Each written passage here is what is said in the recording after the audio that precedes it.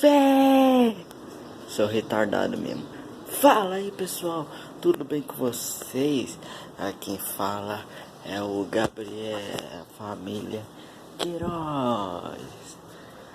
E no vídeo de hoje vai ser sobre proclamação da independência, né? Que hoje eu vou mostrar um vídeo. Vai rolar aí uma explicação como surgiu a proclamação da independência, galera. Então é isso. Desculpa estar sem camisa, porque está muito calor. Então, sem enrolação, bora pro vídeo.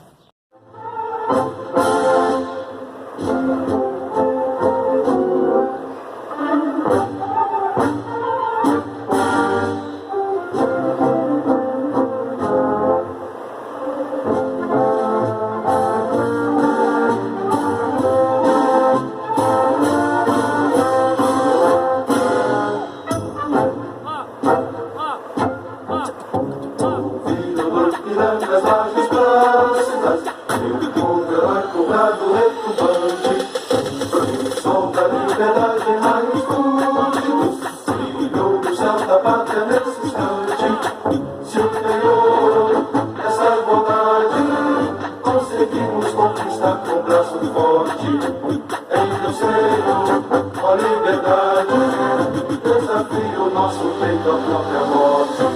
Eu vou deixar um vídeo rolando aí, explicando pra vocês como surgiu a proclamação da independência do Brasil, tá bom? Então eu vou deixar rolando aí pra vocês assistirem.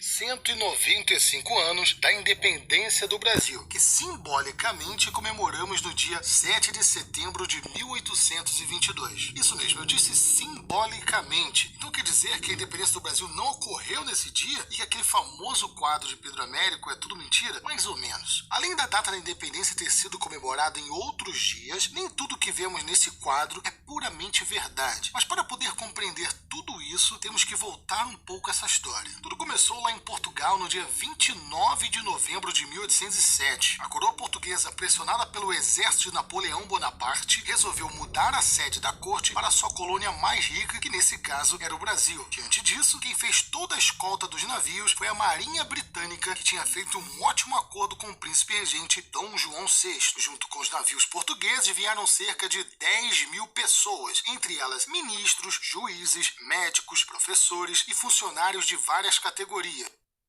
Juntamente com esse grande número de pessoas vieram o Tesouro Real, os arquivos do governo e uma grande quantidade de livros que futuramente vai se tornar aí a Biblioteca Nacional. Agora, se você pensa que a viagem de Portugal até o Brasil foi tranquila, você está muito enganado. Esse trajeto foi marcado pela falta de comida, ataque de muitas doenças e pragas. Uma delas foi o piolho, que obrigou as mulheres a rasparem seus cabelos durante a viagem. Isso sem contar o medo de ataque de piratas franceses. Além disso, as péssimas condições climáticas separaram as embarcações em dois grupos. O primeiro navio, que levava a família real, chegou em Salvador em 22 de janeiro de 1808. O segundo grupo parou para abastecer nas ilhas de Cabo Verde e depois seguiu direto para o Rio de Janeiro. A partir do momento em que a corte portuguesa pisou em solo americano, o Brasil nunca mais foi o mesmo. Eu não sei se você sabe, mas desde 1500, devido ao pacto colonial, o comércio da colônia só poderia ser feito diretamente com Portugal. Então, assim que Dom João chega em Salvador, ele decreta em 28 de janeiro de 1808 a abertura dos portos a nações amigas. Na prática, temos o fim do exclusivo colonial, ou seja, os proprietários rurais que exportavam principalmente açúcar e algodão ficaram felizes porque agora vão poder exportar para outros países com preços mais lucrativos. Por outro lado, os comerciantes vão encarar uma maior concorrência de produtos principalmente ingleses. Os maiores detalhes da chegada da família real vamos deixar para outro vídeo. O que devemos entender é que, com o deslocamento do eixo passaporte político de Portugal para a colônia fez com que houvesse uma experiência de liberdade que seria irreversível. Uma dessas experiências está no fato de Dom João VI declarar em 1815 a colônia Reino Unido de Portugal e Algarve. Pronto, agora não somos mais colônia e sim uma extensão do Reino de Portugal. Irrompe então em 1820, lá em Portugal, a Revolução Constitucionalista ou Revolução do Porto. Basicamente, eles exigiam o retorno da família real ao reino e a restituição do pacto colonial. É notório que isso não vai agradar à elite brasileira e que já estava acostumada com o fato de fazer parte do reino português. O próprio Dom João adia seu retorno o máximo que pode, porém, em 1821, ele é forçado pelas cortes portuguesas a retornar para a Europa. Com isso, o rei deixa seu filho Pedro de Alcântara, o futuro Dom Pedro I, como príncipe regente do Brasil. Todavia, assim que a família real retorna para Portugal, as cortes vão reincidindo os direitos concedidos pelo rei durante os 13 anos que esteve em terras brasileiras. Dom Pedro, mesmo sendo um português, alia-se ao descontentamento brasileiro. Preocupado com o crescimento do Brasil,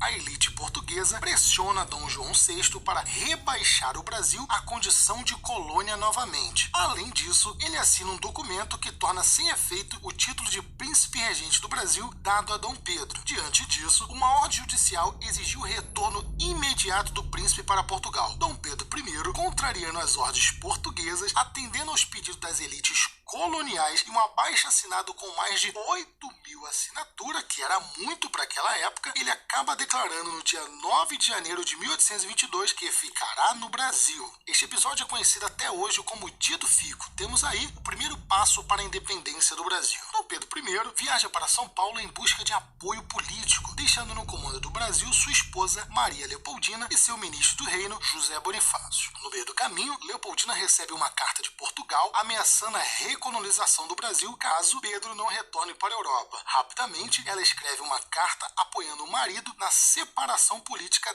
definitiva entre Portugal e Brasil. Outro a escrever recomendando a separação política é José Bonifácio. O mensageiro é encarregado de encontrar Dom Pedro e entregar-lhes as cartas. O encontro ocorre às margens do rio Ipiranga e nesse momento Pedro, ao ler as mensagens, decide separar-se definitivamente de Portugal e bradar sua célebre frase: independência ou morte. Agora vamos parar um pouco para algumas curiosidades. Normalmente, essa viagem aí do Rio de Janeiro para São Paulo era feita com animais de carga, provavelmente mula, e não de cavalo. E segundo o testemunho do coronel Marconde, Dom Pedro estava vestido como tropeiro e encontrava-se com dor de barriga, pois comeu uma comida pesada no litoral de São Paulo. Além disso, os dragões da independência que aparecem no quadro de Pedro Américo ainda sequer existiam. Somente o fato de Dom Pedro decidir se separar de Portugal não significa que estávamos realmente livres do jugo português. Na semana seguinte do célebre Grito de Ipiranga, Dom Pedro retorna ao Rio de Janeiro e é aclamado imperador no dia 12 de outubro de 1822, o seu aniversário. Por muito tempo, esta foi a Então data... é isso, pessoal! Se vocês gostaram do vídeo, dá o like, se inscreva no canal, compartilha para seus amigos, clica no sininho para não perder nenhum vídeo, me siga nas minhas redes sociais e lembrando, se chegar 1 milhão de inscritos, eu vou pintar o meu cabelo, cara. Então é isso, deixe 10 de vídeo aqui no comentário. Então é isso, falou e até o próximo vídeo. Fui, quebrada!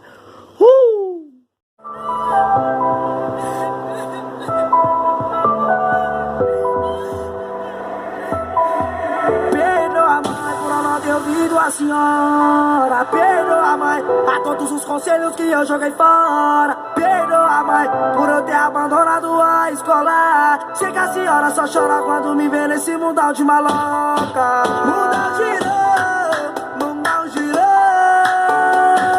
E as contas de casa nós quitou. Deus abençoou, Deus abençoou, Deus abençoou. Eu pedi perdão pra ela e ela me perdoou. Eu pedi perdão pra ela e ela me perdoou.